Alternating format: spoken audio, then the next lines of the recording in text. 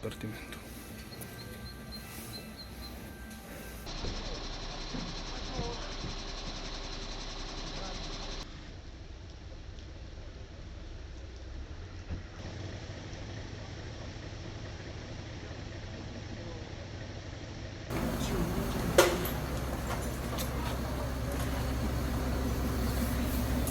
Nel nome del Padre, del Figlio e dello Spirito Santo. Amen. Oggi l'orecchio, Signore misericordioso, alle preghiere che umilmente innalziamo, al tuo servo Tonello, che nella vita terrena hai voluto associare al tuo popolo, concedi la dimora della luce e della pace, e rendilo partecipe della gioia